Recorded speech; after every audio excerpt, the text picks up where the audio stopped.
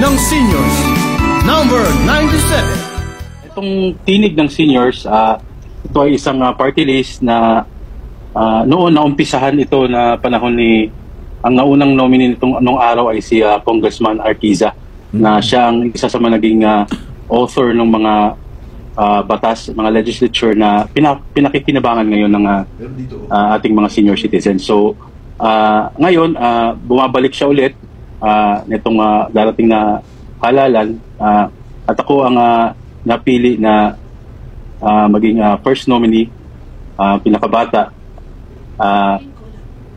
na para isulong ang mga nandyan na ng mga batas, palawakin pa at make sure na makarating sa ating mga senior citizens ngayon sa buong Pilipinas. Maraming salamat, Kong Carlo, ang Tinig ng Senior Citizen Party List. Pero siguro very obvious naman, hindi ka senior citizen. Kasi mukhang bata ka pa eh. Pero napakaganda niya, no? Kahit bata ka pa, suportado mo ang advocacy ng ating mga seniors, no? So, napakaganda niyan. Salamat at we appreciate it. We appreciate it. Lagi kong iniisip na parang bibigay ka, mauubos, bibigay ka ulit. So parang parang routine, same routine na magbibigay ka. Pero siyempre mag-iisip ka, ano ba ang sustainability, lagi ang isip ko eh. Tama. Paano ko ba i-sustain to?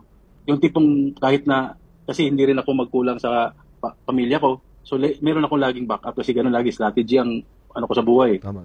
So naniniwala rin ako isa ako sa naniniwala doon sa salitang, if you give a man a fish, he can eat for the day. If you teach him how to fish, he can eat forever. So ganun lagi. So yun yung parang advocacy ko, na kung mabigyan na pala rin, bigyan ng chance, opportunity, isusulong ko yan. I-strategize ko yan kung paano ko ipaparating doon sa mga ilang senior citizens ba yan sa buong Pilipinas. Ang lahat sana masaya pag yan nakikinabang. Buong buhay nila nagtatrabaho. Hanggang sa mag-90, maging sobrang tanda, nagtrabaho pa rin. Punta ka sa probinsya, ganun, kahit 80, ng lupa, nagtitil. Tama. So, talagang ganun pa rin, kahit kalabaw kung sabihin. So lalo sa mga senior citizens, ako po, kahit medyo bata pa, ako, I will stand for you when you can no longer stand. Ako yung magiging boses nyo. I will speak highly of you.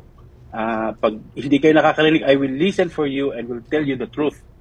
So, ako, bilang nagiging lakas ng matatanda, tinig at lakas ng isang mabuting anak, ang tinig ng senior citizens po. Ang tinig ng senior.